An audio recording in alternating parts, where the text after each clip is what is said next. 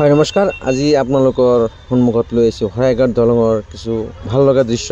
ভিডিঅ'টো স্কিপ নকৰিব, সকলোৱে ভিডিঅ'খিনি চাব, ভাল লাগিব, ভাল লাগিলে শ্বেয়াৰ কৰিব, কমেণ্ট কৰিব। গতিকে চাওক, ইমান দিন পিছতো BTS বনাই যোৱা এই আমাৰ শৰাইঘাট দলংখন এতিয়াও আগৰ নিচিনা নতুন দেখা যায় যেন।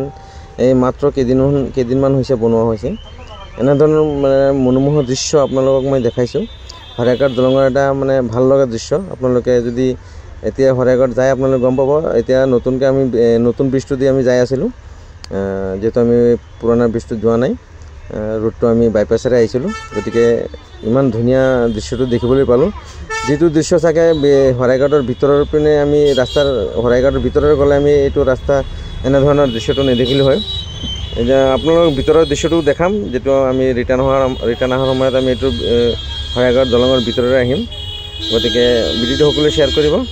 আৰু এটা শৰাইঘাট দলঙৰ যি আমিনগাঁৱৰ এটা দৃশ্য, ভাল লগা দৃশ্য, কেমেৰাত বন্দী কৰিছোঁ আৰু আপোনালোকৰ লগত শ্বেয়াৰ কৰিছোঁ। ভাল পাব চাগে আপোনালোকে। ময়ো বহুত দিন পিছত আকৌ শৰাইঘাট দলংখন চাই মোৰ মনটো অলপ আনন্দিত আৰু উৎফুল্লিত হৈছোঁ। মই শৰাইঘাট দলংটো চাই পেলাই। আপোনালোকে শৰাইঘাট দলংটো ভালকৈ চাওক। আৰু কোনে কোনে শৰাইঘাট দলঙৰ নিচেই ওচৰত বা শৰাইঘাট দলঙৰ ওপৰতে গৈছে, কমেণ্ট বক্সত কমেণ্ট যোগে জনাব আপোনালোকে ক'ৰ পৰা চাই আছে আৰু শৰাইঘাট দলঙত আপোনালোকে কোনে কোনে গৈছে, প্ৰথমটো আৰু দ্বিতীয়টো ব্ৰিজ কোনে কোনে একেলগে ভ্ৰমণ কৰিছে, কথাখিনি আমাক জনাব। আৰু ইয়াৰ লগতে গুৱাহাটীৰ বানপানী, যিহেতু আমি গুৱাহাটীৰে পাৰ হৈছিলোঁ। চাওক, মাত্ৰ 30 মিনিটৰ বৰষুণ গুৱাহাটী, চাওক এজাক বৰষুণে একদম মানে পানী আৰু ইমান পানী আমাৰ গুৱাহাটীত। যিটো আমি গাড়ীৰে গৈছিলোঁ বহুত অলপ ৰিক্সি হৈ গৈছিল। ইমান মানে অলপ আধা ঘণ্টা দিয়া নাই চাগে, 20-25 মিনিটমান বৰষুণ দিয়াৰ পিছতে এনেধৰণৰ এটা খাতাৰনাক কণ্ডিশ্যন হৈ গৈছিল গুৱাহাটী চহৰত। গতিকে ভয়ানক দৃশ্য হৈ যায়, যিহেতু আধা ঘণ্টা বৰষুণ দিলে গুৱাহাটীৰ এনেধৰণৰ তছনছ অৱস্থা। পানী আৰু লেতেৰা পানী, ইমান দুৰ্গন্ধময় পানী মই দেখিলোঁ। আপোনালোকেও চাগে যদি এনে পানী থকা অৱস্থাত গুৱাহাটী যায় তেনেহ'লে গম পাব কেনেধৰণৰ লেতেৰা এটা চেণ্ট ওলায়। আৰু যিহেতু বিভিন্ন ইণ্ডাষ্ট্ৰী আছে, বিভিন্ন ইণ্ডাষ্ট্ৰীৰ লগতে আৰু বহুতখিনি ধৰক নালা জাবৰ জোঁথৰৰ গোন্ধবিলাক একদম পানীতে আহি মিহলি হৈ যায়।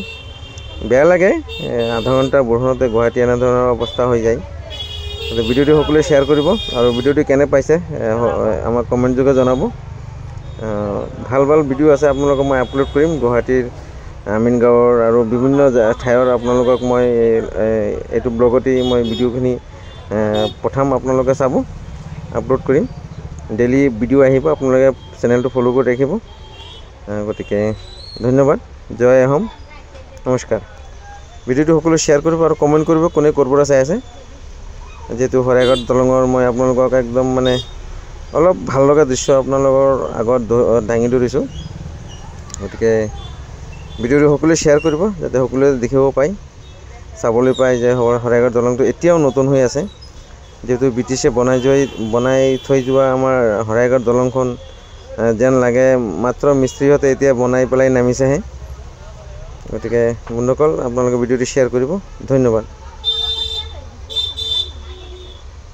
সম্পূৰ্ণ ভিডিঅ'টো চোৱাৰ বাবে আপোনালোকক মই আন্তৰিক ধন্যবাদ জ্ঞাপন কৰিছোঁ আৰু সকলোৱে ভিডিঅ'টো শ্বেয়াৰ কৰিব।